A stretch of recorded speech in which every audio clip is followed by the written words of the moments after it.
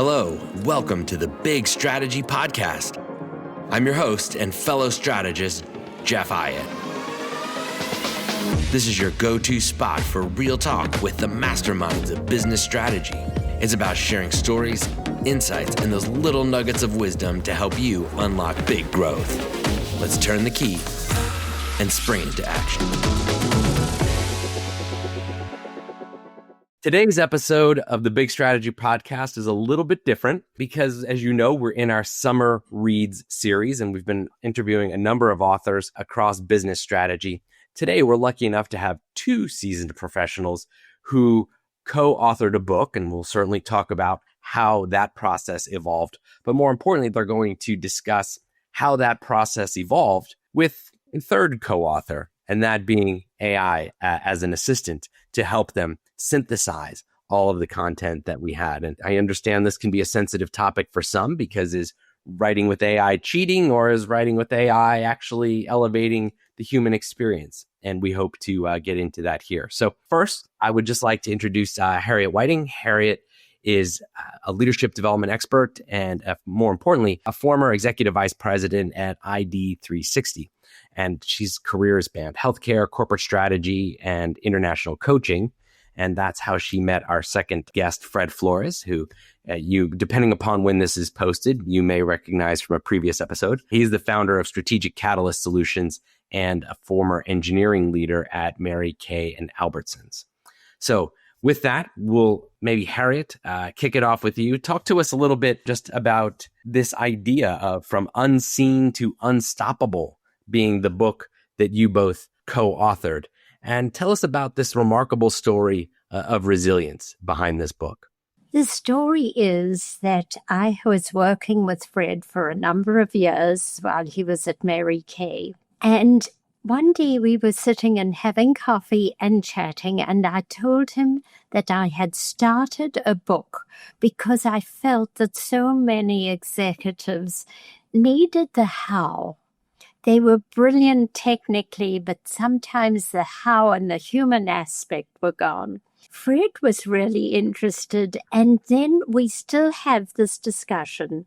Did I invite him to join me, or did he ask me to join? Anyway, there and then, the answer was yes, and we set off on a very long, wonderful journey, writing a book where the essence is the how. There's so many business books written about the what, but this gets down to the how, and the naming we will talk about because that was one of our AI questions. We had names for it. We've kept changing. You can imagine over 10 plus years, we changed names a number of times. However, this helped us pinpoint exactly what we wanted, starting from zero and moving up. What a wonderful beginning. And I just think the serendipity of that moment of we're not sure who invited who, but the collaboration has sprung beautifully from there. I just think that's wonderful. Fred, tell us a little bit more about this. I'm imagining that with your background in manufacturing and engineering leadership, that you brought a bit of the how to the conversation. Is that the case, or what was so fruitful about the partnership? Yeah, Jeff, so true. And as Harriet stated, Harriet had the theory and years of executive coaching. So she knew from the standpoint of how to work with these executives and coaching, including me, and really coaching to success. What I had was, my work in 32 different countries, both building teams and building manufacturing plants and focusing on commercialization and scale up and manufacturing strategy and execution. And so that provided the backdrop of how we would go forward and demonstrate the how. So Harriet provided the theory and the context behind it. And I provided the platform of years of experience working with teams internationally. And so as we crafted the case studies, et cetera, that came through. The serendipity of this is almost scripted. It sounds so wonderful. But, Harriet, from, my conversations with you and Fred, there's an underlying friendship here. Was that friendship an important foundation that made the collaboration successful? Or was there a moment where maybe that friendship was too social and not necessarily able to convert to more of a professional application? What would your experience and what advice would you have for folks considering co-authors? Right. And it was always friendly. And to the point where we have stayed in each other's homes. Wonderful. Where we have talked on the phone, and I think both families were so supportive of what we were doing. I believe a mutual respect, and both of us bringing something to the table. We were never in competition. We were always adding. Does that make sense? Yes. To you? Always adding. And then as the friendship grew, it started obviously as a very professional-based friendship with coaching, working, business. But it grew into something that included really trusting and total honesty.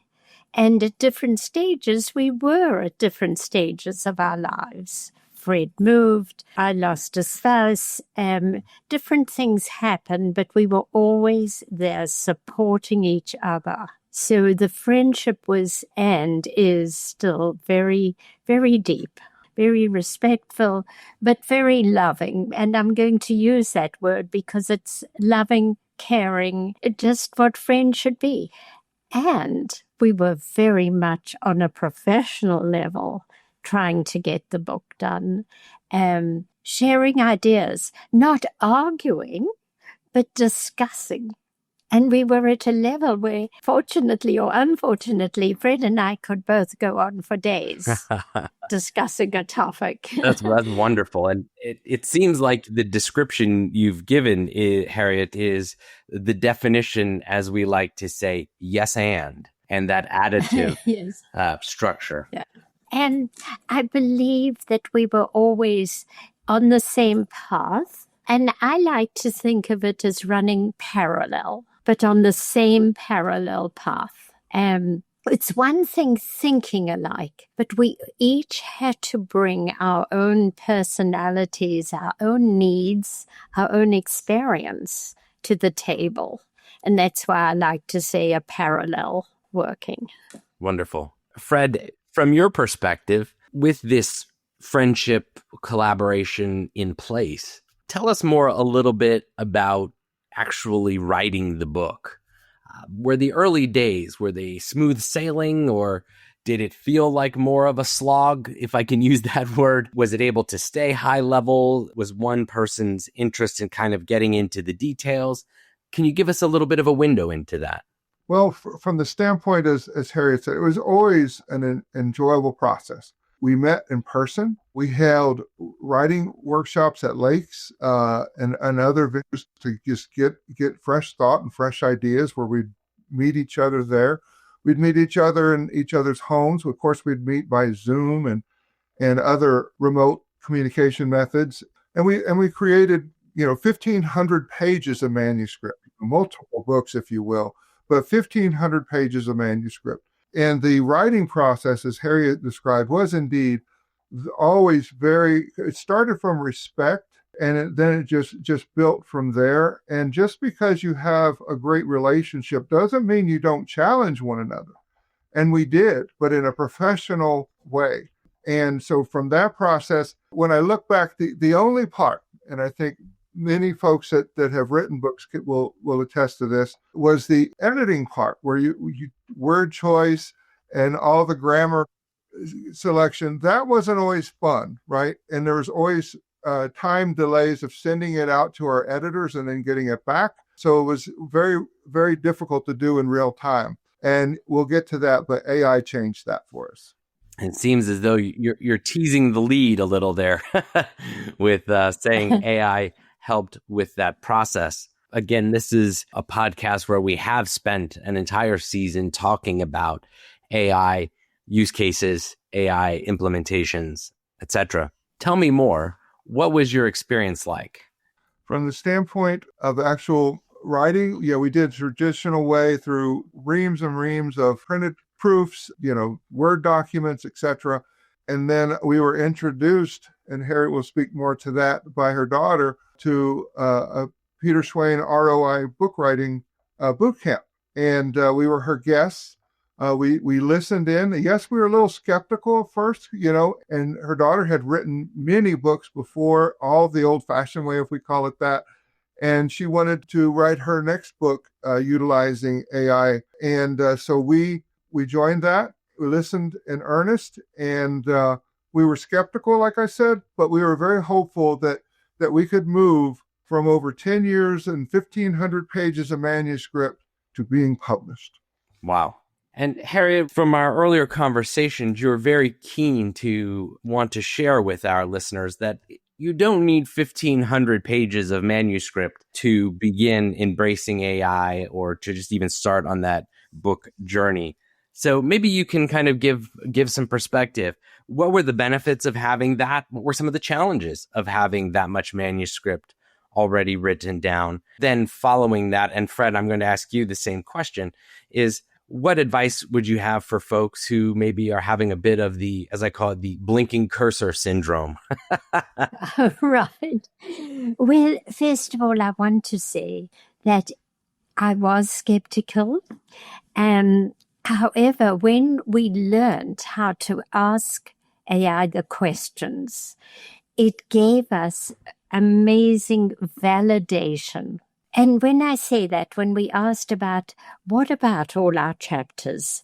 Are they in order? What do you think about our first chapter and our opening? Should we leave it? Should we change it? And the validation it came back with about, no, leave it. Now, it did occasionally suggest a change of words or a different sentence. If we liked it and it sounded like us, we took it. If not, we asked again. I believe that, and I know Fred is going to enlarge on this, that if you have an idea, as long as you keep true to where you want to go and how you sound, you can ask it the questions. You do not need 1,500 pages like we had. If you've got your theme, your story, and what your outcome's going to be, or you want it to be, you can start with AI and get there. Fred, what's your opinion? I fully agree. And a very interesting thing that came about in the first sessions as we were learning how AI works is the understanding that it's an intelligence, not a tool. Now, we like to say we deploy it as a tool, and that's fine. But since it's an intelligence, you have to teach it. And Harriet said that several times. And you teach it through prompts, right? And you ask your questions, and then you just keep asking until you get it refined. We uploaded our entire 1,500 pages divided into topics into our project in ChatGPT. And then we would work through, as Harriet described, chapter flow. And it really helped us provide the momentum to pull it all together. And it helped us recognize that really some of the chapters needed to be two distinct chapters. We were addressing the topics as one chapter, so it helped us do that. It helped us validate our case studies. Our case studies, when we first started, as you might imagine, were aged. And so we asked AI's support in updating the case studies that we originally conceived. And then to the next step, it helped us really using our own words. And like Harriet said, you could start with just an idea, how you want to help somebody, or an idea to solve a problem, but you don't have to have 1,500 pages as we did.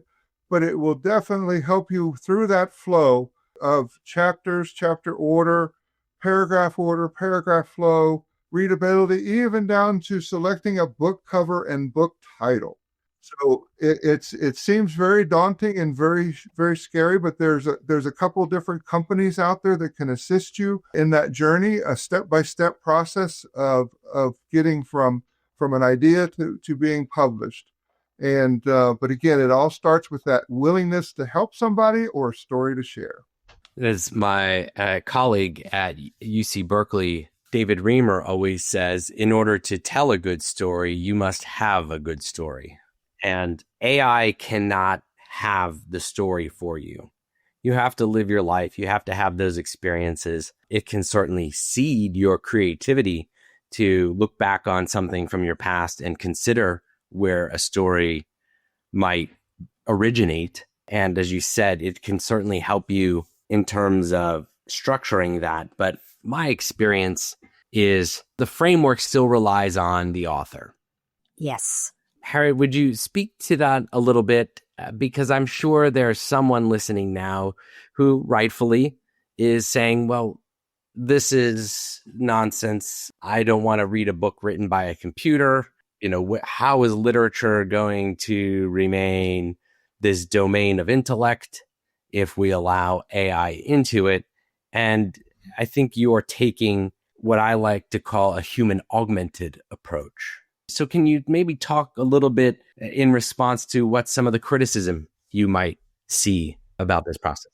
Yes, I think the criticism, and I've said it myself, but you didn't write the book. Were they your ideas? And so the skepticism there has been, however, our finding was that it took our words. And if we asked it to shorten AI to maybe shorten a paragraph or was a chapter too long, it would definitely cut it down. But if we didn't like it, we would go back. And what Fred, you would ask the question, use our words, go back to our script or chapter so-and-so, and look at our verbiage so that anything it eventually gave us, and I believe it's your own skill, or it was Fred's skill in this case, of how you asked the questions. So it is definitely your own work coming through. It may be differently or shortened. However, again, I say we chose to use the few sentences or the case studies when we liked them and we could relate to them. As Fred said, our case studies, for instance, belong to 10 years ago. And so to update them and see that we really were in today's time, we chose the wording. It gave us a story. If we didn't like the wording, it was refed back to them and said, use our style, which is exactly what it did. So I can't honestly look at the book and say, gosh, I would never have written that.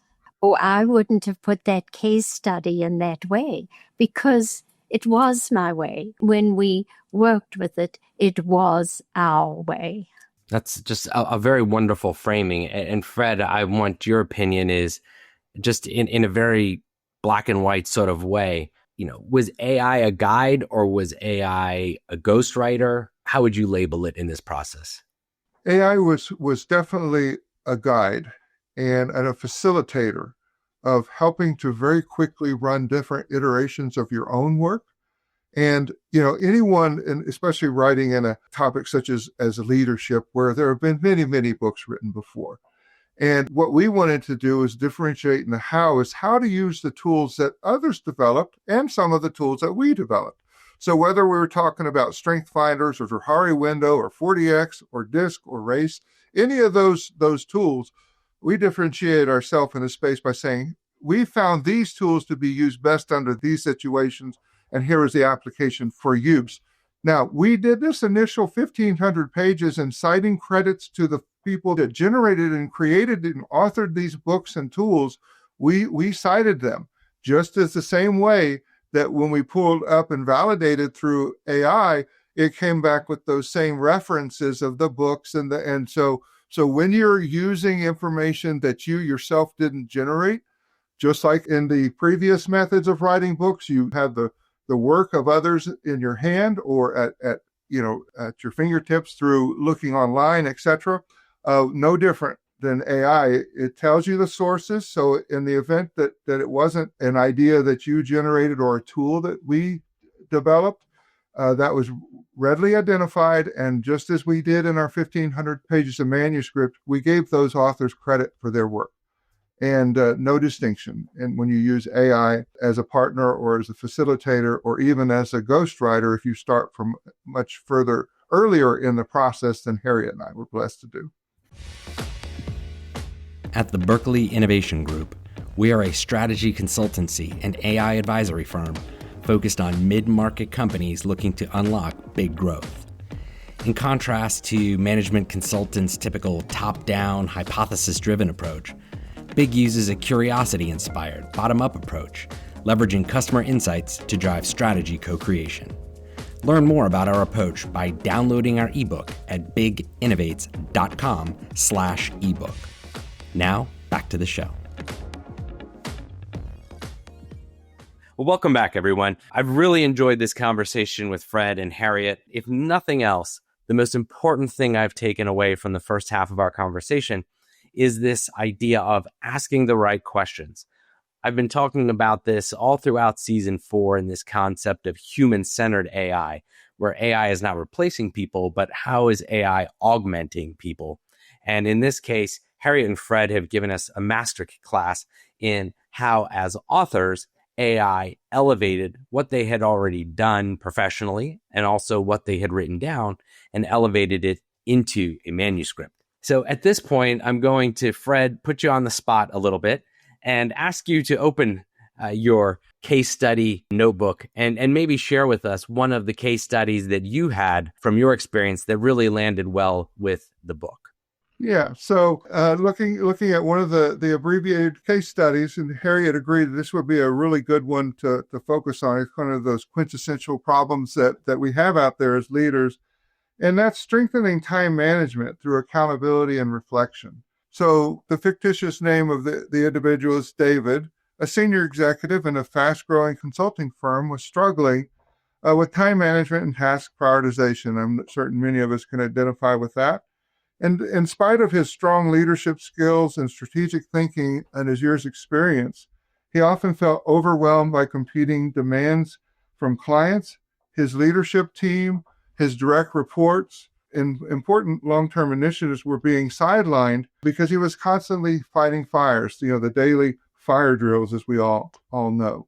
So his coach sat down with him and set about a path to, again, bring back that time management through accountability and reflection. Accountability to ourselves. As we all know, you have to be able to lead yourself before you can lead others. And this starts with step 1, a weekly reflection template where the coach and David would sit down and expand upon the goals, the objectives, and also the dynamics within David's team. And through tools that you'll find in the book to really dive into those.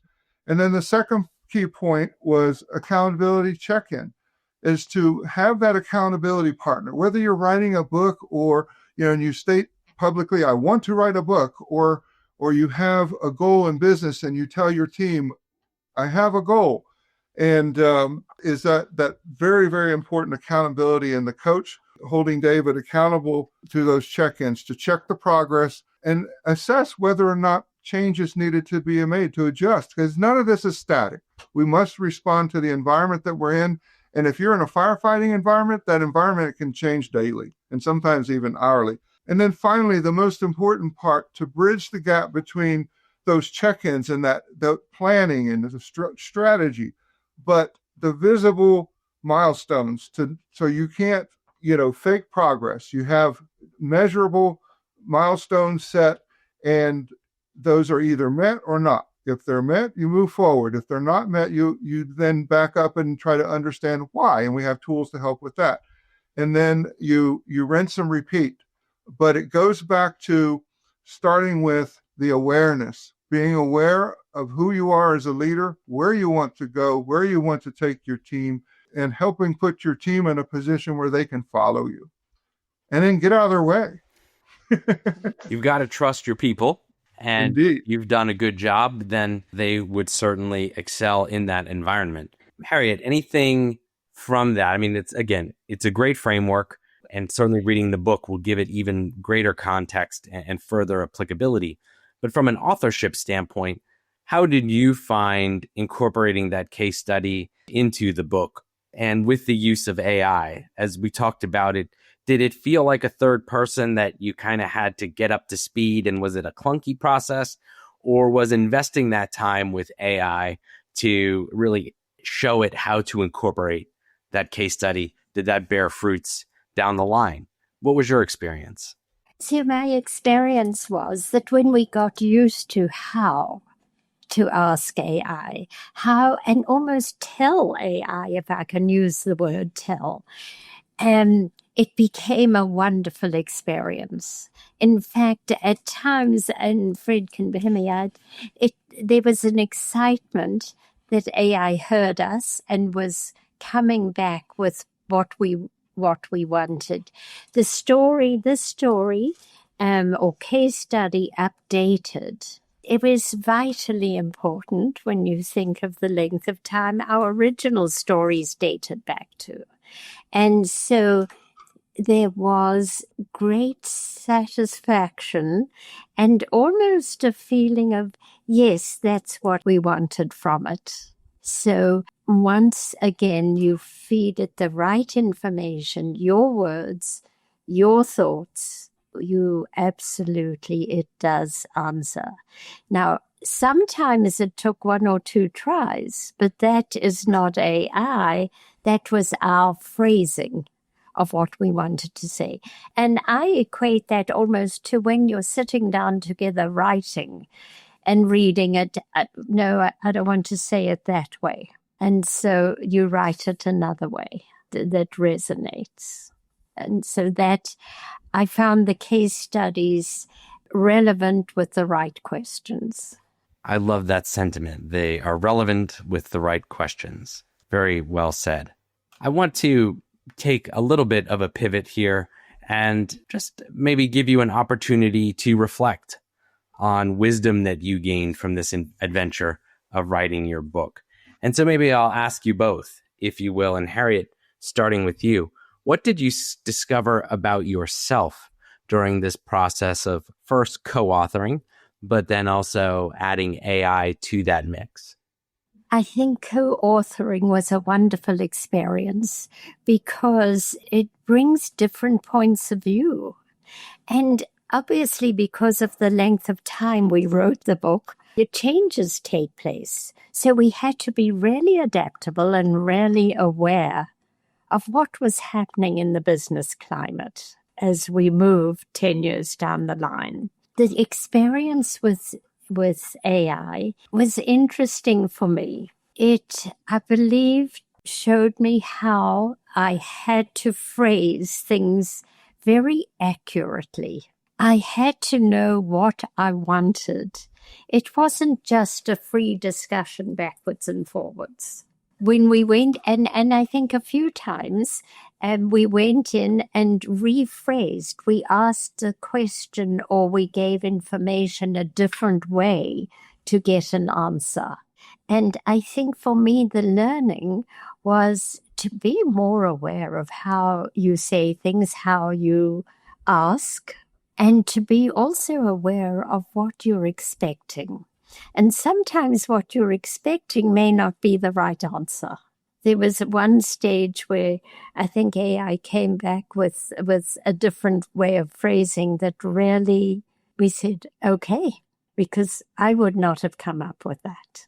So that was sort of alarming and exciting. I love the words alarming and exciting as a way to capture at least part of your journey. Fred, what was your experience, and when did you find that you could really trust this new way of working? Well, it was very early on, especially since we talked about the validation process, whether it was that short case study I just talked about, asking our AI assistant if that was adequate, the 3 points that we had made, and it came back and it cited the body of work of the 1,500 pages, that not only does the case study fit within the context of our book, but it's still relevant in terms of the latest practices. And it went into depth into how those 3 steps were the key fundamentals that we should be indeed focusing on. So validation that, yes, our initial thoughts were spot on. And then in certain cases, we can look back and see that the phraseology as we worded our documents sometimes weren't as clear to the reader potentially as they were in our heads as we were going. And we worked so closely together. It was often like, although 2 different experiences, it was like one mind. And we'd say, yeah, that sounds good. And then we'd ask our AI assistant, how does this read to the supervisor level? And it would come back and, say things like, well, with vast 25 years of experience, this makes sense. But somebody with 5 years experience, this may not resonate without more detail. And then so we would go in and say, okay, well then provide more detail from within our 1,500 pages, or bring in extra, thought if there's anything relevant in that realm as well. And so we could then assess. So building that confidence, that validation, really turned it from, kind of a adversarial or a totally unknown to a trusted partner. I think that's really wonderful to get to that point where, as you said, you can count on it as a trusted partner. But just like anything, it needs to be nourished. It needs to be nurtured. And you all clearly took the time to do that and bore the fruits of that work. So shifting a little bit here as we kind of begin to wrap up and reflect back on your experience, Harriet, what would you say to someone sitting on a creative dream? And I'll open the aperture a little bit. If it is about a book, great. But also whether it's a business or just some other breakthrough they're trying to achieve, perhaps in their personal life, what did you learn about yourself in this process? And then if you wanted to add a second layer about what did you learn about yourself augmented with technology in this process? I think I learned about myself, that the world, there's so much to learn and to absorb and to use. I didn't ever think, having semi-retired, that I would ever be in this field and be interested to grow it and to learn more about it. So I really feel that the experience was maybe life-changing, is a little strong, but it definitely opened a big window. I will go on using it. As you gave me an idea earlier, I'm going to jump right into that family history project using AI. And just learn more about it. I think there's a very definite skill on how you use it. And you've really got to know, the human element is still there. You've got to know what you want to be. Yeah. And what you want. I wholeheartedly agree with this concept of starting with the end and having that vision. And as you so eloquently laid out, Fred, with your framework of accountability, it's that how do we keep ourselves accountable to that goal? And writing a book is certainly one of those. There's a million systems and tools and people to help you stay on task. But in my experience, a lot of it is just, there's an emotional aspect of putting yourself on the page. And AI cannot substitute or refill that emotional well that an author pulls from. If you don't mind, Fred, share a little bit about what was that personal journey like for you? I have long, realized the importance, and I've always said that people and results matter, and thus how you get there really matters. And what I found is that AI amplifies our humanness. So and so it goes to say in reverse, if your story lacks a human dimension and warmth and an ability to connect, AI isn't going to close that gap for you. So true. So true. However, it will amplify the emotions. It will amplify the dynamics and dimensions of any given scenario that you put forth, but you never lose that humanness. It only amplifies it. And Fred, when we were talking, you kind of shared this mantra of yours that you say out loud as a way to help you stay focused and stay motivated. So what is that mantra, if you can share it, to help keep people focused? Yeah, quite simply, tell someone what your goals are. And hey, I want to write a book. Say it out loud. I want to write a book. Yes. And then as soon as you say that, it automatically is followed by, I will write a book. The first part, I want to write a book. What am I going to write about? And then once that question is answered, I will write a book. And then you're off. And then, like I said, you find the right people to join you in that path that you share those experiences with, to resonate, to validate. And AI, again, will help you amplify that. Thank you. And Harriet, just as a final thought, I want to write a book, but I'm not perfect. Is that okay? And that's okay, because I think basically my mantra would be, I can. If it's there and I want to, I can. And we found a way. Writing a book was way out of both our careers and our lifetime experiences. But we did, we could, and I think that's important. So well said. Starting this conversation, we started with technology, but we ultimately ended on the people. And that's the most important lesson that I feel can be taken away, is that the stories that we tell are still those stories of human transformation.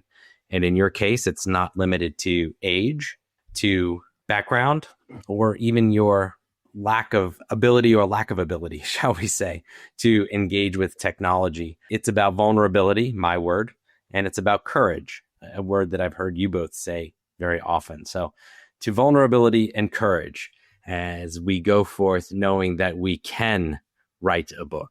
So that's wonderful. Fred, tell us a little bit more about where folks can pick up your and Harriet's bestseller.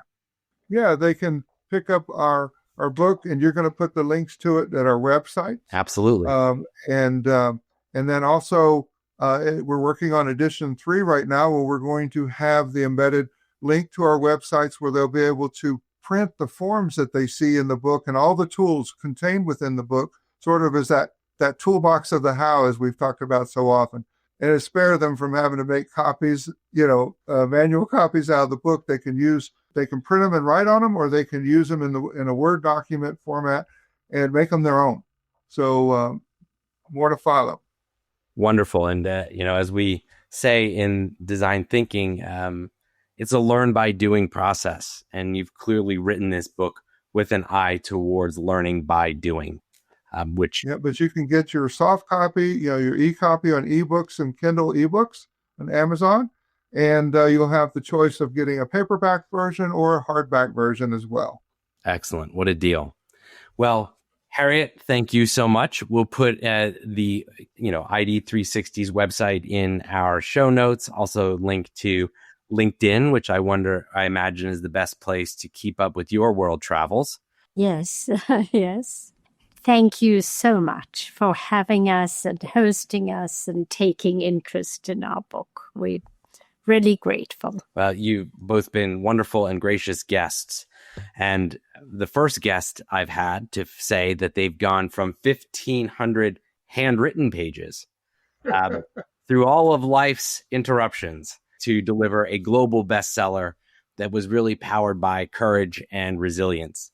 And not only to just deliver that book, but to do it with the spirit of sharing the how and understanding that the how is where humans deliver value. And if we really want to amplify the value that we deliver, AI is a wonderful companion for that journey. So thank you all for listening. And remember, when you're thinking about your strategy, always remember, go big.